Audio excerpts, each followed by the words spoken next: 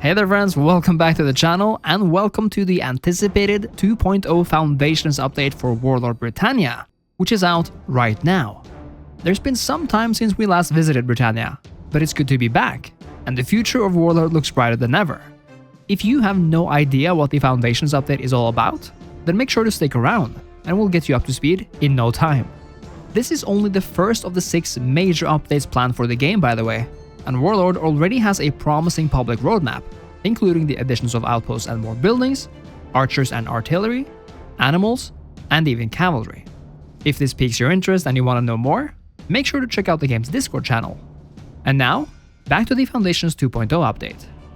As the name of the update suggests, Foundations is all about making the game ready for even larger additions in the future, but also to improve the UI, the controls, and make the game overall more understandable and interactive. And this is of course important since, as a warlord, we wouldn't want the technicalities to get in the way of our conquests now, would we? Arguably the biggest addition in the Foundations update is the revamped Legion menu. In short, the old Manage menu is gone, and all of its functions have been moved to the Legion menu. This means that recruitment, calling your Legion to arms, disbanding your army, and cancelling various jobs have now been moved here for easier access. What's completely new though, is the managing of both individual units and sentries. If it's later in the game and you've managed to rack up a few sentries already, you can now, before you've ever called them to arms, choose which of the sentries you want to call. This means that if you don't want to take your entire army out on campaign, all you have to do is click the corresponding flag, and that sentry will either follow you or stay with the camp. In addition, the previous clicking of plus and minus icons have now been replaced with a very convenient slider. Now, while the army is encamped, you can easily choose how many legionaries are left behind with one slider, while the other determines how many workers and guards are assigned. Notice also that while adjusting the sliders, you can visually tell which units are assigned to which jobs. Brown is soldier and officer, orange is for guards, and red for workers. What's more, while it might be easy in the beginning to upgrade or adjust your units in person by either right or left clicking on them, it's now possible to customize them from the Legion menu itself. All you have to do is choose a legionary, and then click the same button as before, left for upgrading their rank, and the right mouse button to upgrade their armor. However, we can now also click the middle mouse button to move soldiers between sentries, meaning if you want veterans in a legion, or if you have several damaged legions and want to fill some up, both of these options are open to you.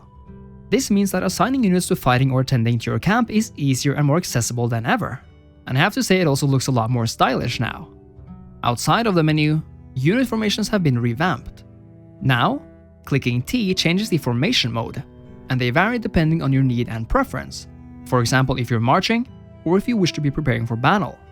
Clicking Y changes the type of formation within the same mode. For example, changing the number of rows of units in the same mode from a single column to a double column, or changing the amount of rows and how wide they are. In addition, a brand new Testudo mode allows your units to raise their shields for a defensive boost. This mode is additionally a future-proofing, as it will become increasingly important as range units are introduced in a later update. Lastly, clicking H now holds Pila fire, meaning you can save your army's precious range weapons if you need to, in a much more manageable way than before.